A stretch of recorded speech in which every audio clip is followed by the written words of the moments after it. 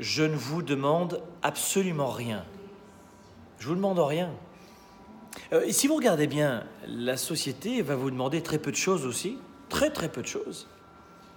C'est-à-dire qu'aujourd'hui, ce qu'on vous demande, c'est d'être des parents. Vous prenez soin de vos enfants, pas forcément avec des standards très élevés, ils vont à l'école, vous leur donnez à manger, et that's it. Mais d'être un excellent parent, qui discute un peu plus de 30 minutes par jour avec son gamin, qui le pousse vers l'excellence, qui lui donne tout ce leadership dont il a besoin, mais la société ne vous le demande pas, ça. On ne vous demande pas non plus d'aller faire du sport tous les jours, de vous pousser. On vous demande simplement dans la société, c'est sous-jacent de ne pas trop faire appel à l'assurance maladie, c'est tout. Mais on ne vous demande pas autant de choses. On ne vous demande rien, en fait. On ne vous demande pas de lire un livre par semaine. C'est à vous de vous pousser. C'est à vous de faire votre travail.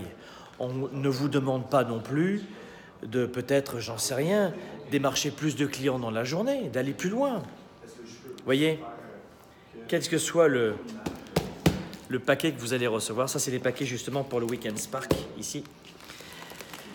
Mais quel que soit le paquet que vous décidez d'attaquer, santé, affaires, carrière, finances, d'aller plus loin les amis, c'est à vous de vous demander à vous-même.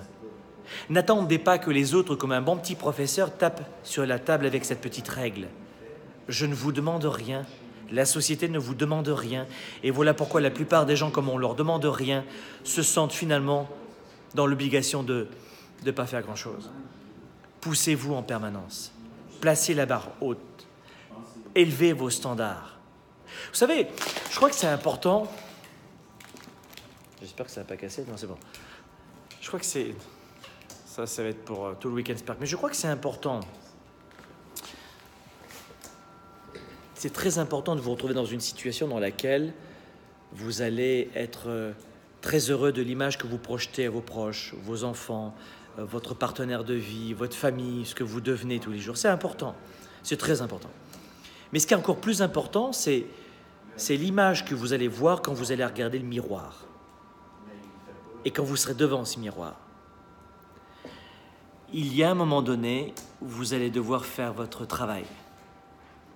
Faites votre travail de préparation. Préparez-vous. Travaillez en permanence. Et là, justement, on est encore avec David, mon monteur, en montage vidéo encore. Travaillez.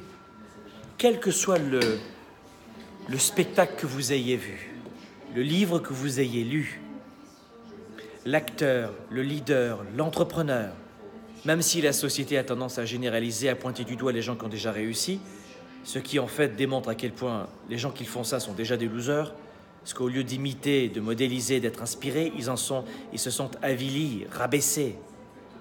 Ne pratiquez pas cette politique de la pensée moyenne, où quand une personne a poussé fort les efforts et a récolté fort, de vous pousser à en être jaloux, au point de la critiquer, de la juger, de la rejeter. Soyez plutôt inspirés par des gens qui travaillent fort. C'est un peu comme si un champion olympique qui arrive à la première place, on lui disait « pour toi, ça a été facile ». À aucun moment, j'ai entendu quelqu'un dire à un champion olympique médaille d'or « pour toi, ça a été facile ».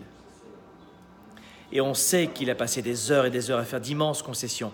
Eh bien, dans la chanson, dans l'art dramatique, dans le théâtre, dans l'entrepreneuriat, dans quelque métier que ce soit, c'est exactement la même chose. Faites votre travail, poussez-vous. Et la première personne à laquelle vous devez demander, c'est à vous-même.